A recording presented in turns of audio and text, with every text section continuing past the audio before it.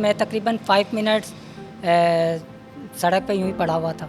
At least उसको सज़ा दे, क्योंकि वो इंसान तो कहलाने के लायक बिल्कुल नहीं है। दोनों आर्म्स में रॉड डले और स्पाइनल कॉर्ड में रॉड डला मेरा, और एक लेग में वेट बांधा था, तो वो फिर बाद में रॉड मेरा इन्फेक्टेड हो गया था, रोड जो है ना। और बिल्कुल आप जब नंगे आए थे इस दुनिया में, उसने आपके लिटरली आपकी माँ ने आपके बदन पे कपड़े रखे, फिर आपकी माँ ने आपको खाना खिलाया, उसी ने आपको, फिर बड़े हो गए जब उसको ज़रूरत होती है तो फिर कहते हैं हमारे 5 बच्चे हो गए, हमारे 8 बच्चे हो गए। ये कहाँ का इंसाफ है? आपको लगता है ये सही है? तो उसके बाद ज़िंदगी में जो चेंजेस आए, मुश्किलात आई है, वो कैसे आपने हैंडल किया? हर इंसान को इंसान समझा जाए, इंसान के दिल की फीलिंग को समझा जाए। अस्सलाम वालेकुम, hello to all of our viewers of reality check. मैं वेलकम करना चाहूँगी एक नए एपिसोड में। हम मौजूद हैं दारुल सुकून चिल्ड्रंस वार्ड में, जहाँ पे सुकून तो है, लेकिन आज हम जब आए हैं और हमने बहुत सारे बच्चों को विज़िट किया, तो यहाँ पे बहुत सारे ऐसे बच्चे हैं जो डायग्नोस हुए हैं डाउन सिंड्रोम से, जो मेंटली डिसेबल्ड हैं, कुछ फिज़िकली डिसेबल्ड हैं। लेकिन सबसे बड़ी बात यह है कि वो जिस तरीके से दारुल सुकून वाले स्टाफ और दारुल सुकून की जो सिस्टर्स यहाँ पे है, वो इन सारे बच्चों का टेक केयर करती हैं। कुछ बच्चे तो ऐसे हैं जो एक दिन के थे और वो यहाँ पे आ गए, उनको कोई रिकलेक्शन नहीं है कि उनके घर वाले कौन थे, वो यहाँ पे कैसे पहुँचे। कुछ बच्चे बाद में आए हैं, और उनमें से एक स्टोरी आज जो हमारे गेस्ट हैं, जो हमारे पास मौजूद हैं, क्रिस्टोफर, तो आज हम उनसे सुनते हैं कि वो यहाँ दारुल सुकून पे कैसे आए हैं और कैसे महसूस करते हैं वो दारुल सुकून पे। अस्सलाम वालेकुम, कैसे हैं आप जी क्रिस्टोफर? वालेकुम सलाम, आप कैसे हैं? मैं बिल्कुल ठीक हूँ। क्रिस्टोफर, आप थोड़ा बहुत मुझे अपने डिसेबिलिटी के बारे में बता दें, एंड आप कब से हैं दारुल सुकून में? मेरा एक्सीडेंट केस था, 2010 में मेरा एक्सीडेंट हुआ था। तो उसके बाद मैं 10 मंथ घर पे रहा, ट्रीटमेंट हुआ, घर वालों ने जितना पॉसिबल था वो उन्होंने करवाया। उसके बाद मैं प्रॉपर बेड रेस्ट पे था। उसके 2010 में मैं दारुल सुकून में आया, और फिर दारुल सुकून में काफ़ी स्टेबल हुआ मैं। तो आपके सामने हूँ अभी। पहले मैं बिल्कुल बेड रेस्ट पे था, ना मैं अपने हाथ से खाना खा सकता था, ना मैं कुछ कर सकता था, यहाँ तक कि मैं साइड भी नहीं चेंज कर पाता था। और मतलब complete bed rest? Complete bed rest था मैं। और एक्सीडेंट कैसे हुआ? एक्सीडेंट में ऑटो, थोड़ा हम पीछे जाते हैं। आप अभी, आपकी क्या एज है? अभी मेरी है 33। 33। और जब आपका एक्सीडेंट हुआ था तब क्या उम्र थी? तब मेरी थी ऑलमोस्ट 24। 24? मतलब इतना भी याद नहीं है। मतलब 20s में जी, होंगे। जी, जी, और 20s। एक्सीडेंट कैसे हुआ? ऑटो ड्राइव कर रहा था मैं। आप ऑटो चला रहे थे जी, और जी, ऑटो में एक्सीडेंट हुआ? ऑटो ड्राइव कर रहा था मैं। अच्छा, जी, ऑटो ड्राइव कर रहा था, पीछे से ट्रोले ने हिट किया था। ट्रक ने? जी, जी, ट्रक ओह ने। My God. तो उसके बाद फिर मैं और गलती किसकी थी? ट्रोलर की, ट्रक वाले की? उन्होंने पीछे से आके हिट किया ना। और उन्होंने फिर उसका वो रुके, आपको नहीं, वो भाग हॉस्पिटल ले गए। गए? वो भाग गया? जी। और पुलिस वगैरह इन्वॉल्व हुई थी? पुलिस में तकरीबन 5 मिनट्स सड़क पे यूं ही पड़ा हुआ था। और ये कहाँ पे हुआ था ये एक्सीडेंट? शेरशाह पे हुआ था। शेरशाह पे हुआ था? जी। अच्छा। शेरशाह से 2 पुलिस वालों ने मुझे देखा, राउंड पे थे वो। उन्होंने फिर पूछा मुझसे कहाँ से आए हो, कौन हो। उनको मैंने सारी चीज़ें बताई कि मैं ड्राइवर हूँ, ऑटो ड्राइव कर रहा था और सवारी छोड़ के वापस आ रहा था। फिर उन्होंने कॉन्टैक्ट्स मांग के कॉल की, मुझे लेके गए थे अब्बासी शहीद हॉस्पिटल। तो उसके बाद में अब्बासी शहीद वालों ने मुझे रेफ़र किया जिना हॉस्पिटल। फिर वहाँ पे मेरा ट्रीटमेंट हुआ। दोनों आर्म्स में रॉड डले और स्पाइनल कॉर्ड में रॉड डला मेरा, और एक लेग में वेट बांधा था, तो वो फिर बाद में रॉड मेरा इन्फेक्टेड हो गया था। रॉड जो है ना, क्या हो गया? Rod sorry? इन्फेक्टेड हो गया था। रॉड इन्फेक्टेड हो गया हाँ, तो आपके फिर राइट लेग? जी, फिर उसके बाद लेग काटनी पड़ी थी, एम्पुटेट करना पड़ा? करना पड़ा था। ठीक है। तो ये किसी ने कोशिश नहीं की जब आपको पुलिस वालों ने कि वो ट्रैक्टर को कुछ रोके, कुछ ट्रैक करें, उन लोगों ने कुछ कोशिश ये नहीं की? आपको पता है हमारे माशरे में ये चीज़ें इतनी पॉपुलर नहीं है कि जो हो गया बस हो गया। लेकिन ये कैसा कानून है कि किसी ने अपनी टांग खो दी और पुलिस ने इतनी कोशिश नहीं की, इतना उनसे नहीं हो सका कि वो कम से कम उस ट्रैक्टर को ट्रैक करे और एटलीस्ट उसको सज़ा दे, क्योंकि वो इंसान तो कहलाने के लायक बिल्कुल नहीं है। जी क्योंकि वो आप किसी को इतनी बुरी तरीके से किसी को मार के और आप आराम से आप चले गए हो, जी तो वो मतलब आगे भी वो ये कर सकता है किसी के साथ भी, राइट? कर सकते हो। तो ये तो गलत है। आई विश अगर पुलिस थोड़ा बहुत काम कर लेती तो आज वो जस्टिस, उनकी टांग तो नहीं बच सकती लेकिन उन ट्रक ड्राइवर्स को सज़ा मिल सकती, दूसरे बच सकते थे। दूसरे बच सकते थे। अब देखिए वो यही करता रहेगा, उसकी प्रैक्टिस यही होगी। जी। या हो सकता है आपसे पहले उसने बहुत सारे लोगों को उनके मैं साथ ऐसा first ना किया हूँ। होगा, आप फर्स्ट ना हो उसके साथ। अच्छा क्रिस्टोफर, आप बताएं तो फिर आपकी जब एम्पुटेशन हुआ आपकी टांग का, तो फिर आप यहाँ पे कैसे आ गए? एम्पुटेशन तो मेरा यहीं पे आके हुआ था। ये इन्फेक्टेड हो गया था ना रोड मेरा। कुछ टाइम के बाद वेट बांधा था उन्होंने लेग पे ना, तो वो गैनियर हो गया था, कुछ बोलते हैं वो ऊपर तक गैंग्रीन राइट, तो वो हो गया था, उसकी वजह से ये काटनी पड़ी थी। अच्छा, तो आपके घर वालों ने आपको यहाँ पे ड्रॉप कर दिया? नहीं, घर वालों ने तो नहीं किया। यहाँ पे आने का मेरा खुद रीज़न था।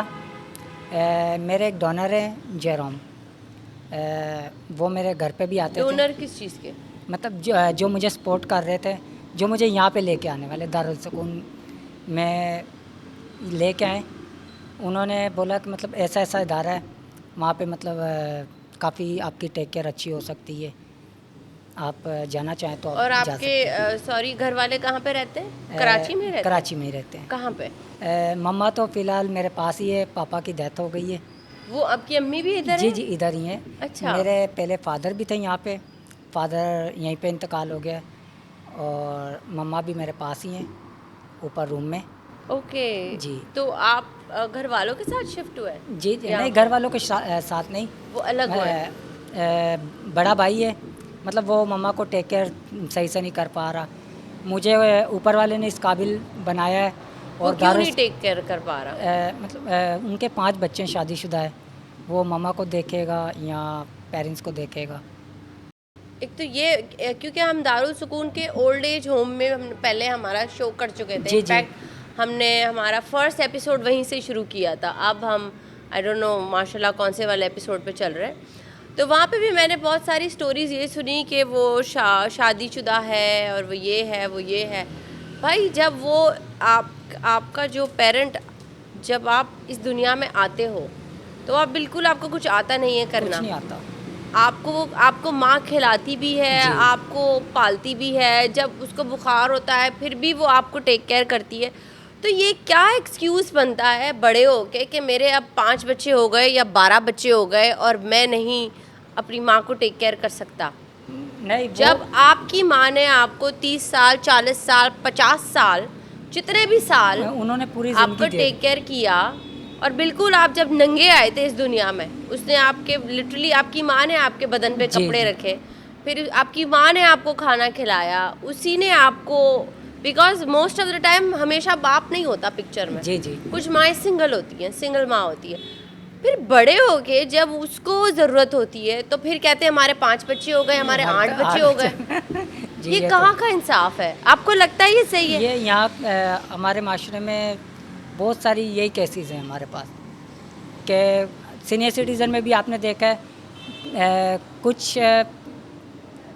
बच्चे जो है ना अपने पेरेंट्स को छोड़ के अच्छा, चले जाते हैं। मुझे जहाँ तक लगता था कि ये सिर्फ गोरे करते हैं, बिकॉज वहाँ पे ये सिस्टम है ना कि वो जैसे मच्योर होते हैं, दे लीव दे हाउसेस, वो यूनिवर्सिटी चले जाते हैं, जी। फिर इनके जो माँ बाप होते हैं वो ओल्ड एज होम्स में चले। लेकिन जब से मैंने ये यहाँ पे दारुल सुकून आई और मैंने अलग अलग लोगों की स्टोरी सुनी, मैं काफ़ी हैरान थी कि एक तो हमारी स्टोरी बहुत ही वायरल गई है कि वो अंकल ने अपने बेटे को लंदन भेजा, एक ही बेटा, एक लौता बेटा, और फिर वही उन्हें छोड़ के गया। क्यों? क्योंकि मेरे पास टाइम नहीं था, मेरी बेगम के पास टाइम नहीं था कि हम आपको वक्त पे दवाई दें।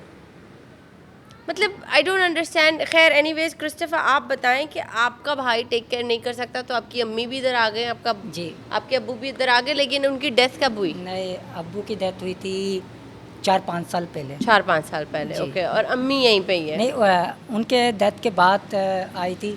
मैं घर पे जाता था कभी कभी मिलने के लिए। अच्छा। तो मम्मा को थोड़ी प्रॉब्लम्स हो गई थी, तबीयत ख़राब हो गई थी, हेपेटाइटिस सी आया था उनको ना। अच्छा। तो उसके बाद मैं यहाँ पे लेके आया था मम्मा को। ओके। तो उसके बाद फिर यहाँ पे टेक केयर्स वगैरह हुई दारुल सुकून में, तो उनका बहनें ट्रीटमेंट नहीं है वगैरह। आपकी? नहीं, सिर्फ हम दो भाई हैं। 2 भाई हैं जी। और फैमिली में और कोई भी नहीं है? नहीं, फैमिली में और कोई भी नहीं है? कोई 2 भाई हैं। उसके बाद चाचू हैं, मामू हैं, दादा हैं, तो खाला तो है। मामू काफ़ी। वगैरह भी नहीं रख सकते अम्मी मामू को? तो यहाँ पे नहीं है, यूके में। तो वो मदद नहीं करते? सब अपनी अपनी लाइफ में इतने मगन है कि कोई किसी को नहीं पूछता। बाकी ये है कि बातचीत के हद तक सही है ना। मैं खुद भी किसी से नहीं मदद मांगता हूँ अपने रिलेटिव से। मतलब दारुल स्कूल मुझे इतना अफोर्ड कर रहा है, मुझे यहाँ पे जॉब अवेलेबल की हुई है। मैं वही पूछने वाली थी कि अब आप यहाँ पे रेजिडेंसी के साथ आप काम भी करते जी, हैं, तो जी। ये कैसे हुआ कि आपको लगा कि मैं अब जॉब के लिए अप्लाई करूँ, और क्या हुआ? नहीं, मैं पहले यहाँ पे पहले मैंने काम सीखा था यहाँ पे। तो फिर काफ़ी टाइम के बाद अभी इन्होंने खुद मुझे बुलाया था कि आपको एज हम जॉब पे रखना चाह रहे हैं। सर सैवियो पिरारा ने, इन्होंने मुझे बुलाया। बोल रहे आप पहले भी एज अ वॉलंटियर काम कर रहे थे, तो अब क्यों नहीं? तो मैंने बोला मोस्ट वेलकम। आप बोले मैं करके दूंगा जो भी आप काम बोले। एंड दे मतलब एज अ एम्प्लॉय आपको रखा हुआ है, मतलब आपको सैलरी जी, मिलती जी, है यहाँ as a pay? Employee, as a resident. अच्छा, और आपको सैलरी भी दे रहे हैं? जो सबको मेरी है, रेजिडेंट को पॉकेट मनी वो मुझे भी दिया जा रहा है। ओके, ठीक है। अच्छा देखें, हम आपने तो खैर ये एक्सीडेंट की वजह से अपनी टांग खो दी है। जी, जी। तो उसके बाद आपने एक ज़िंदगी में एक चेंज आ जाता है ना, बहुत बड़ा। जी, बहुत बड़ा चेंज है मेरी चाहे वो लाइफ में। कॉन्फिडेंस लेवल हो या रोज़मर्रा की टास्क्स हो जी। या बेड से उठ के बाथरूम जाना हो। अब आप इतनी बड़ी कोई चीज़, एक डिफरेंस हो गया है कि आपने अपनी एक टांग खो दी है, तो उसके बाद ज़िंदगी में जो चेंजेस आए, मुश्किलात आई है, वो कैसे आपने हैंडल किया? मुश्किलात तो हर इंसान के साथ आती है। चैलेंजेस जब तक आपके साथ है, आपने चैलेंजेस का मुकाबला जब तक नहीं करोगे तब तक आप कामयाब नहीं हो पाओगे। बिल्कुल। तो यही एक मेरा भी एक जज्बा था कि मैंने लाइफ में कुछ करना है। और बाकी दारुल सुकून ने भी मुझे बहुत सपोर्ट किया। मैं मेरे जज्बे को देखा, उन्होंने मुझे मौका दिया आगे बढ़ने का। तो ये सारी चीज़ें मैं भी फेस कर लेता हूँ, नॉट इशू। और घर वालों से जैसे भाई वगैरह कोई मिलने आते हैं? जी, मिलने आते हैं, मैं भी मिलने जाता हूँ। मैं उनसे भी कोई ये नहीं कहता कि वो गलत है। मतलब घर के अखराताज भी, एक घर पे अकेला कमाने वाला भाई सही है। तो 5 बच्चे, उनकी पढ़ाई, उनका खाना पीना, फिर खुद भी मतलब यहाँ पे नहीं होता, हैदराबाद में जॉब करता है, फिर वहाँ से आना जाना। तो इसीलिए वो इतना अफोर्ड नहीं कर पाते, ना मम्मा को ना अपनी फैमिली को। तो यहाँ मेरे पे से एटलीस्ट ये है कि आपकी अम्मी और आपकी संभाल भी रहे हैं, और जी, मेडिकली भी आपको वो चीज़ें दस्तियाब है। मेडिकल भी सपोर्ट हो रही है। बाकी मैं अपने भाई का भी जो भी मेरी तरफ से होते हैं मैं वो सपोर्ट करता हूँ उनको। माशाल्लाह, आप अपने भाई जी, को सपोर्ट कर जी। रहे हैं। अच्छा Christopher, you are single, yes. तो कभी सोचा है कि शादी करनी है? शादी का भी सोचा नहीं, अभी तो सोचा है कि फ्यूचर सिक्योर क्या करने के बाद सोचा है? 5 साल में खुद को कहाँ देखते हो? 5 साल के बाद खुद को एक अच्छे मुकाम पे देखता हूँ। जैसे कि क्या गोल्स तुमने सेट किए हैं? मैंने गोल सेट किए हैं कि मैंने लाइफ में कुछ सेविंग वगैरह करनी है, अपने ओन्स पे घर बनाना है, फिर उसके बाद सारी चीज़ें सोचूंगा। फिर इसके बाद शादी करोगे? फिर सोचूंगा उसके बारे में। फिर सोचूंगा? अगर अभी शादी के बारे में सोचूंगा फिर ये सारी चीज़ें नहीं कर सकता। नहीं, क्यों? ऐसा कर सकते हो तुम? नहीं, मैं थोड़ा डिफरेंट हूँ। तो आप कह रहे हो कि पहले मैं सेविंग करूं, फिर घर लूं, फिर शादी? जी। सही। अच्छा क्रिस्टोफर, देखो हमारी जो सोसाइटी है यहाँ पे आपको अच्छे लोग भी मिलेंगे और बुरे लोग भी मिलेंगे। जी।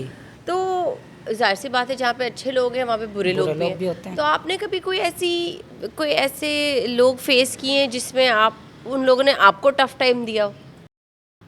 जी, फेस तो मुझे बहुत सारे लोगों को करना पड़ता है, अभी मैं उनके बारे में बता नहीं पाऊँगा। क्यों? बस जैसे वो फैमिली है।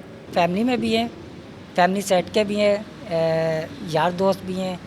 तो वो आपको हकारत से यूं देखते हैं क्योंकि आपका एक डिसेबिलिटी है। जी। वो इस तरीके से वो आपको नीचा समझते हैं। जी। तो आपको लगता है कि वो आपकी ज़िंदगी का हिस्सा होना चाहिए, अगर वो आपका दोस्त है तो वो आपको सपोर्ट करे ना, जी, सपोर्टिव होना चाहिए। जी, मैं बोल देता हूँ उन्हें, मुँह है पे, ना? मैं दिल में नहीं रखता हूँ, हाँ, मैं बोल देता हूँ। देखिए, I think you are a very very very brave young man कि आपने माशाल्लाह से, मैं ये पूछ रही थी कि आपकी फ़ैमिली के बारे में, लेकिन आपने ये बोला कि आपकी अम्मी भी ऊपर आपके साथ है और अब्बू भी इधर थे, लेकिन कुछ साल पहले उनकी डेथ हो गई। तो माशाल्लाह से देखिए, आपके माँ बाप ही आपके सपोर्ट सिस्टम होते हैं, आपके सबसे करीबी मामू, दादा, फुफ्फो, वो सब बाद में वो आते बाद हैं, में ठीक आते है। हैं सारे। सो जो आपके सबसे करीबी चीज़ है, जो स्पेशली माँ, वो अभी आपके पास है। जी। तो आई थिंक आप इसलिए आप सुकून में हैं और आप इसलिए खुश हैं, क्योंकि अगर कोई इंसान अपनी माँ से दूर होता है या जिसने अपनी माँ के साथ गलत किया होता है, वो प्रॉब्लम में होता है, जी, ठीक है। ये तो वो कहीं ना कहीं कुछ ना कुछ चल रहा होता है। और द रीज़न यू आर, आप इतने जो सुकून में, जो इतना प्यार से आप बैठ के स्माइल करके कह रहे हैं कि बिकॉज आपने बहुत कुछ फेस किया, वो भी इतनी यंग एज में। और हर यंग लड़के का ख्वाब होता है कि मैं बाहर जाऊं, मैं ये करूं, मैं वो करूं, नहीं, ये you know, चीज़ें तो मेरी चलती रहती हैं, चलती रहे। जाता हूँ आउटिंग आप पे बाहर जाता जाते हैं, लेकिन एक वो तो देखें, अब आपका एक माइंडसेट ही हो गया माशाल्लाह से जी। कि आप कहते हो कि मेरे और आप में कोई डिफरेंस नहीं है, मैं ठीक है। डिफरेंट समझता नहीं हूँ। एग्जैक्टली, बहुत अच्छी बात है। लेकिन फिर भी एक हादसा आपने इतना माशाल्लाह से अच्छे से हैंडल किया, एंड सलूट आपके कॉन्फिडेंस पे, मतलब अमेजिंग। Thank you. लेकिन आप मुझे बताएं, जैसे आप बाहर जाते हैं, अब आपकी ये जो व्हील चेयर है, अब हमें हर जगह पे ये व्हील चेयर वाली फैसिलिटी नहीं है। तो हमारे जो सोसाइटी में कुछ चीज़ें हैं, तो आप क्या मैसेज देना चाहेंगे कि जो हैंडीकैप, जो हमारी बाकी की ऐसी अवाम है जो हैंडीकैप है, फिज़िकली डिसेबल्ड है, तो आप क्या मैसेज देना चाहेंगे हमारे इदारों को कि वो फैसिलिटीज़ दस्तयाब करें? उनको एक क्राइटेरिया बनाना चाहिए, हर जगह पे स्लोप्स होनी चाहिए, मतलब ये व्हीलचेयर्स वाले आराम से मूव कर सकें। हर सेंटर्स में हमारी सड़कों पे भी एक ट्रैक होना चाहिए जहाँ पे डिसेबल्स रन आउट कर सकें, जा सकें, ट्रैवल कर सकें। हमारा ट्रैवल इजी होना चाहिए, ये सारी और चीज़ें। बसेस वगैरह में भी स्लोप्स होनी चाहिए। बसेस में भी स्लोप, ये जैसे अभी ग्रीन लाइन चली है, इसमें स्लोप है, जी स्लोप से। ग्रीन लाइन में स्लोप है। मैं अभी एज अ विज़िट करके आया था, मैं गया था वैसे ही घूमने के लिए। अच्छा, तो मैंने बोला देख के आऊँ कि ये चीज़ है यहाँ पे कि नहीं। अच्छा, कहाँ कहाँ घूमने जाते हो वैसे? कभी हम खाना खाने बाहर चले जाते हैं, कभी मॉल्स वगैरह में चले जाते हैं, मतलब जहाँ पे ये फैसिलिटी है स्लोप्स वगैरह की, तो उस जगह पे तो मैं जाता हूँ। समंदर वगैरह, जैसे जी, डॉल्फिन हो गया, इस जी, तरीके का, ऐसा। जी। बाकी कुछ जगहों पे है, कुछ जगहों पे नहीं है, मतलब जी। मेजॉरिटी जगहों पे नहीं जी, है काफ़ी स्लोप्स जगह वगैरह, पे, बहुत सारी जगह पे नहीं है। नहीं है। जी। और उसकी वजह से आपने यकीनन मुश्किलात भी फेस की जी, होगी, जी, है ना? जी। क्रिस्टोफर, आपने इस कैमरे में देख के अपनी फैमिली और फ्रेंड्स को एक मैसेज देना है, जो आपके बात दिल में है, अच्छी हो या बुरी। आई वांट कि आप मैसेज पहुंचाएं कि वो सुने। जी, मेरा सबके लिए ये मैसेज है, हर इंसान को इंसान समझा जाए, इंसान के दिल की फीलिंग को समझा जाए, उन्हें हार्ड मत करो, उनकी फीलिंग को हमेशा जो है ना, उन्हें देखें और उन्हें समझें। ये माशरे में मैं सबको ये मैसेज देना चाहता हूँ कि सबको सपोर्ट करें एक दूसरे को, और प्यार से रहें सबके साथ। What a beautiful message. Thank you so much कि आपने अपना वक्त निकाला, अपना कीमती वक्त दिया। दारुल सुकून में हम आए, हमें बहुत अच्छा लगा, और हम हमेशा की तरह अलग अलग स्टोरीज़ लाते हैं आप लोग के लिए, क्योंकि आप लोग देख सके सोसाइटी के इस हिस्से को भी, जैसे कि मैंने आपको पहले भी सजेस्ट किया था, फिर से सजेस्ट करूँगी कि आप ज़रूर ऐसे इदारों को विज़िट करें। आप ओल्ड एज होम आ जाएं, ऑर्फनेज आ जाएं, आप आके विज़िट करें, आपको ख़ुद भी अच्छा लगेगा। आप जब खुद अच्छे होंगे आप खुशियाँ बांटेंगे, खुशियाँ बांटें, खुशियाँ बांटने से बढ़ती है। आज का एपिसोड यहाँ पे ख़त्म होता है। I will see you once again in a new episode with a new story. Keep liking, keep sharing and keep subscribing. Till then, Allah Hafiz and take care.